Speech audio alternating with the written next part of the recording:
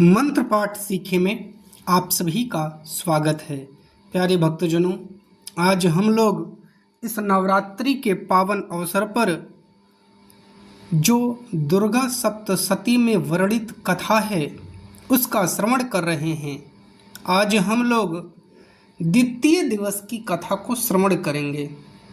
यह कथा श्रवण करने से जीवन में आ रही विघ्न बाधाएं दूर हो जाती हैं। व्यक्ति को समाज में मान सम्मान, धन, वैभव और प्रतिष्ठा मिलती है। जगतजननी जगदम्बा की खूब कृपा प्राप्त होती है। तो आइए द्वितीय दिवस की कथा में हम लोग प्रवेश करते हैं। द्वितीय दिवस की कथा में देवी के तेज का प्रादुर्भाव कैसे हुआ और महिषासुर की सेना का वध कैसे किया, तो इन दो बिंदुओं पर आज की कथा हमारी रहने वाली है। महर्षि मेधा बोल रहे हैं, कहते हैं कि राजन सुनिए, जब आप उस देवी की प्रादुर्भाव की कथा को सुनना ही चाहते हैं तो मैं वह कथा आपको सुनाने चल रहा हूं। प्राचीन काल में देवताओं और असुरों में पूरे 100 वर्षों तक घोर युद्ध हुआ।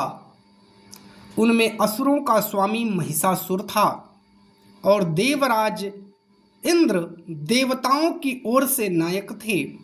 इस युद्ध में देवताओं की सेना परास्त हो गई थी। संपूर्ण देवताओं को जीतकर महिषासुर स्वयं इंद्र बन बैठा था। युद्ध के पश्चात हारे हुए देवता प्रजापति श्री ब्रह्मा को साथ लेकर उस स्थान पर पहुंचे जहां पर भगवान शंकर विराजमान थे।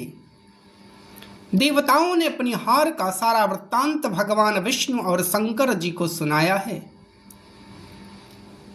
वह कहने लगे, हे प्रभु, महिषासुर सूर्य, इंद्र, अग्नि, वायु, चंद्रमा, यम, वरुण तथा अन्य देवताओं के सब अधिकार छीन करके सबका अधिष्ठाता स्वयं बन बैठा है। उसने समस्त देवताओं को स्वर्ग से निकाल दिया है। वह मनुष्यों की तरह पृथ्वी पर विचर रहे हैं। दैत्यों की सारी करतूत हमने आपको सुना दिया है। भगवान, हम आपकी शरण में हैं और हम आपकी शरण में ही रहेंगे। कृपया आप उनके वध का कोई उपाय अवश्य सोचें। देवताओं की बात सुनकर भगवान विष्णु और शंकर जी को दैत्यों पर बड़ा क्रोध आया है। उनकी भौहें तन गई हैं, आंखें लाल विकराल हो गई हैं। गुस्से में भरे हुए भगवान विष्णु के मुख से एक बड़ा भारी तेज प्रकट हुआ है। उसी प्रकार का तेज भगवान शंकर, ब्रह्मा और इंद्र जैसे देवताओं के मुखमंडल से प्रकट हुआ है। फिर वह सारा तेज एक में मिल गया और तेज का पुंज ऐसे दिखता था जैसे कि जाज्वल्यमान पर्वत हो। देवताओं ने देखा कि उस पर्वत की ज्वाला चारों ओर फैली हुई थी।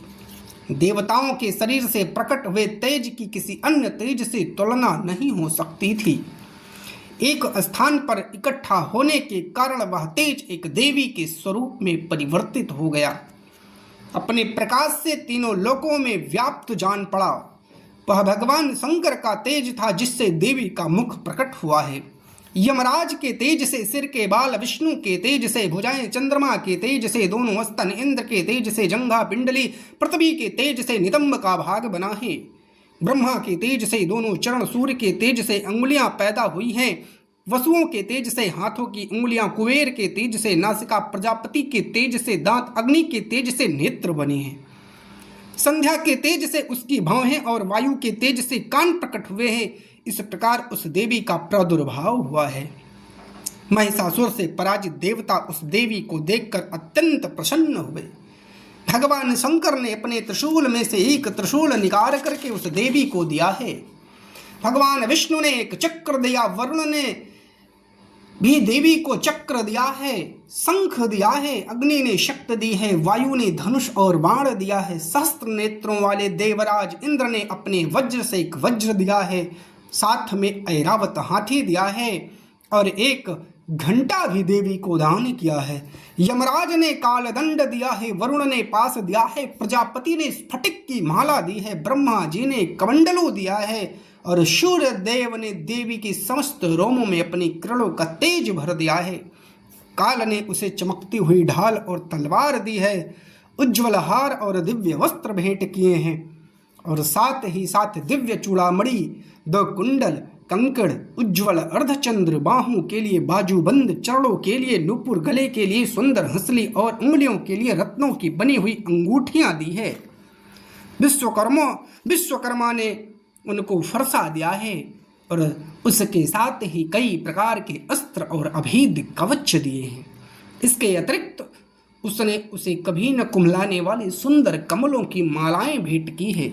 समुद्र ने सुंदर कमल का फूल भेंट किया है। हिमालय ने सवारी के लिए सिंह और तरह तरह के रत्न देवी को भेंट किए हैं। यक्षराज कुबेर ने मधु से भरा हुआ पात्र और शेष नाग ने उन्हें बहुमूल्य मणियों से विभूषित नागहार भेंट किया है। इस तरह दूसरे देवताओं ने भी उसे आभूषण और अस्त्र देकर के सम्मान किया है। इसके पश्चात देवी ने उच्च स्वर से गर्जना की। उसके इस भयंकर नाद से आकाश गूंज उठा है। देवी का वह उच्च स्वर से प्रकट हुआ सिंहनाद समान सका आकाश उनके सामने छोटा प्रतीत होने लगा। उससे बड़े जोर की प्रतिध्वनि हुई जिससे समस्त विश्व में हलचल मच गई। समुद्र कांप उठा, पृथ्वी कांपने लगी, पर्वत हिलने लगे हैं। देवताओं के मन ही मन प्रसन्नता के भाव जाग उठे हैं। सिंहवाय ने जगतमयी देवी ने कहा, तुम्हारी जय हो। इसके साथ महर्षियों ने भक्ति भाव से विनम्र होकर के उस देवी की स्तुति की है।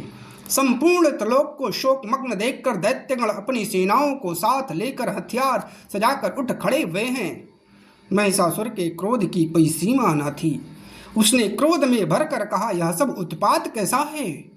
फिर वह अपनी सेना के साथ उस ओर दौड़ा जिस ओर से भयंकर नाद का शब्द सुनाई दिया था। आगे पहुंचकर देखा एक सुंदर देवी सामने खड़ी है जिसकी प्रभा से तीनों लोग प्रकाशित हो रहे हैं। उसके चरणों के भार से पृथ्वी दबी जा रही है। माथे के मुकुट से आकाश में एक रेखा बनी जा रही है।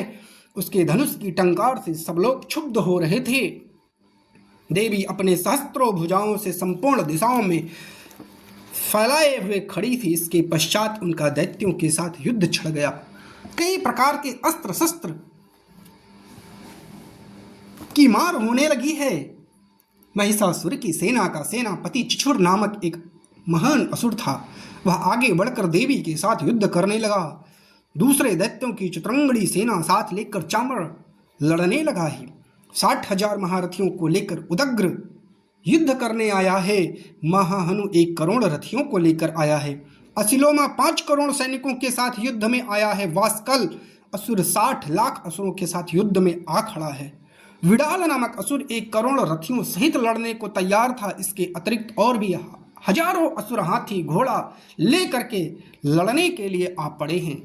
इस सब के पश्चात महिषासुर करोड़ों रथों, हाथियों, घोड़ों सहित वहां आकर देवी के साथ युद्ध करने लगा। सभी असुर तोमर, हंदपाल, शक्ति, मूसल, खड्ग, फरस को लेकर के रणभूमि में देवी के साथ युद्ध कर रहे हैं। कई ने शक्तियां फेंकी हैं, शस्त्र फेंके हैं। दैत्यों के द्वारा फेंके गए अस्त्र शस्त्र को देवी ने अपनी तलवारों से काट दिया है। मगर देवी ने क्रोध में भरकर खेल ही खेल में उन सब के अस्त्र शस्त्र को काट दिया है। इसके पश्चात ऋषियों और देवताओं ने देवी की स्तुति की है। वह प्रसन्न होकर असुरों के शरीर पर अस्त्र शस्त्र की वर्षा कर रही थी, मानो कि फूल की वर्षा हो। देवी का वाहन भी क्रोध में भरकर दैत्य सेना में इस प्रकार विचरने लगा कि जैसे वन में दावा नल फैल रहा हो। युद्ध करती हुई देवी ने क्रोध में भरकर जितने श्वास को छोड़ा वह तुरंत ही सैकड़ों हजारों गढ़ों के रूप में परिवर्तित हो गई। फरसे, भिंदपाल, खड्ग आदि अस्त्रों के साथ दैत्यों से युद्ध करने लगी। देवी की शक्ति से बढ़े हुए वह गण दैत्यों का नाश करते हुए ढोल, शंख, मृदंग बजा रहे थे। तदंतर देवी ने त्रिशूल, गदा, शक्ति, खड्ग से सहस्त्रों असुरों को मार दिया है। कितनों को घंटे की आवाज से यमलोक पहुंचा दिया। कितने असुरों को पास में बांधकर पृथ्वी पर धर घसीटा है। कितनों को तलवारों से टुकड़े टुकड़े कर दिए और गदा की चोट से कितनों को धरती पर सुला दिया है। कई दैत्य मूसल की मार से घायल होकर पृथ्वी पर लेट गए हैं। कितनों की छाती फट गई है। कितनों पर बाण की वर्षा हो चुकी है। देवताओं को पीड़ा देने वाले दैत्य कट कट कर मर रहे हैं।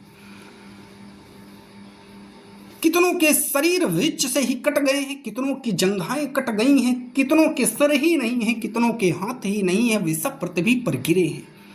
कितने ही सिरों व पैरों को कटने पर भी भूमि से उठकर खड़े हैं और फिर से युद्ध कर रहे हैं देवी से।